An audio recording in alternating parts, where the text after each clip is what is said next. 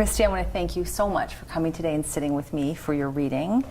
Can I share with you what Spirit has created for you in your energetic blueprints? For sure. Okay. Do you make any like hand soaps or body scrubs or lotions or anything like that? Have you ever had an interest in Cooking. You like to cook? Yeah. Okay, so there's your hands as well again, because I feel like, and those are the ideas from scratch. Do you come up with recipes from scratch, or are you just kind of concoctioning things? Yeah, that's my favorite thing to do if I'm not working. I have a family tradition that every Sunday we make pancakes, and I have it in my head that I cannot do the same recipe twice. So every Sunday I create a different, it's like the most random thing, but apparently other people don't all do this. But I have to create a different type of pancake every Sunday. So your loved ones come forward for you at this time in your reading, and you have a strong female presence that surrounds you. I was literally getting like a chain of female energies. You have great connections and relations with the females in your family. Do you have sisters is a question I have to ask. Do you have 3, or are there 3 of you in the family? There's 3 siblings in my family. So the 3 was the siblings. The chain of women in your life that come forward for you is your mother, grandmother, so mom's mom, and great-grandmother. All 3 of them came for you. So okay. Who has passed, who is still here with us? My mother's still here. Grandmother and great-grandmother have passed. So your mother stepped forward, so she is still here with you. She says, "You have filled my life, my days, and my memories with so much love, joy, and happiness. I'm so blessed and proud to call you daughter. Shine bright like a star and know that I see your inner light, and I thank you for all that you are. Do you know how much you have taught me? You are wise beyond your years, and I am a witness to the goodness that you've created for yourself in your life. You are truly one of a kind." Do you know that? Do you know how much you've taught your mom? Yeah, she tells me a lot. Does she tell you? Okay, Yeah. because she is so proud of you. Yeah, Mom and I get along really well, and yeah, it's great that she has told me all the time the messages that I was told today. So. Grandmother comes for you after mother, and she steps in and she says, "Thank you. Thank you for having a heart of gold and allowing yourself to give selflessly, kindly, and deeply."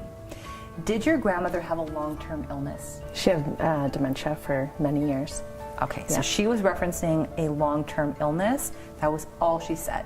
So it wasn't any details. She's thanking you for being there for those who needed you the most. So she's thanking you for being selfless, and that she's saying thank you for being there for us. So even if you weren't physically able to be there, it's like you held space. Like, I love you and I'm honoring you and I hope you're going to be okay. That enough is for her to say thank you. For the last probably 10 or 15 years of her life, she did have dementia, and it got worse and worse along the way. So we didn't have a lot of times to have really in-depth conversations or communicate that much. So it's really nice to get that message from her. This is really interesting. I don't know who this belongs to. I don't know if it was your great-grandmother or your grandmother.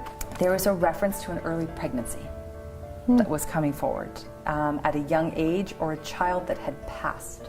Do you know of anyone who lost a child or a baby? I know my mother did before I was born. Okay, so maybe this is reference to her. Yeah.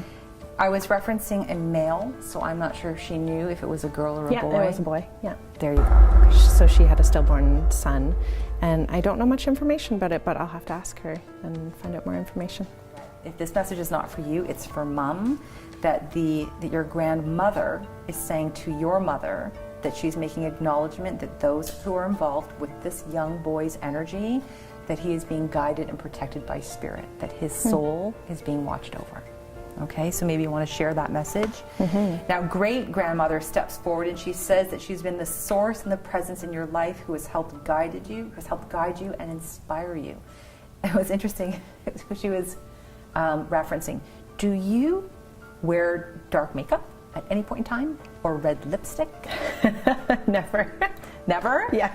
Okay, because she was laughing at that because she was like, I don't like those colors. Oh. So what she was saying is, I have it here, do you wear dark makeup or red lipstick? Laugh out loud. She's making reference to deep colors like fall colors, and that she does not like that very much. She tries to encourage you on gentle colors. So if you're ever like, oh, I like that, no, I'm going to buy this instead, if that happens, she's like, no, we are not buying that. We are buying this. So I don't know where that was coming from. It was actually quite funny because she's not trying to be controlling, but it was like, she just can't help it sometimes. That's why I never wear dark makeup. She doesn't let me. She does not like you to do that. It was so funny. I've never been, and that maybe that's why. Maybe she's been there all along, not letting me, because I don't ever wear dark makeup. So maybe I'll just try it out one day just to see what happens. Now, this is just random and rare as I close your reading here. Is there a teacher or principal in the family for any of the males? Or a male with authority in his job or career? I mean, we see teachers and principals as having authority. Any one of the males in your family in that type of position? Well, my dad isn't a principal, but in an authority position. He was his whole career. My dad is a retired dentist, but he owned his own practice, and he was like the authority figure in our household. So that makes sense in that way. And he is a natural teacher. The only reference I have, and again, I'm not a doctor, I do not diagnose, he can be completely healthy and well. She was making reference to his throat. So I'm not sure if there's any thyroid. Does he clear his throat ever? Or like, okay, that's so exactly, you might be like, Dad, that's so annoying. There actually feels like there's something there. So this is great-grandmother.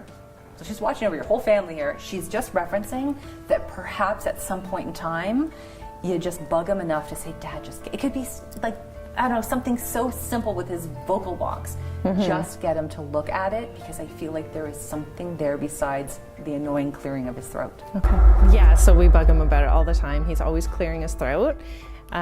We always tell him that he's probably allergic to something that he's eating and he needs to get tested, but he doesn't, and he just chooses to ignore it, and then we bug him about it all the time. So, okay.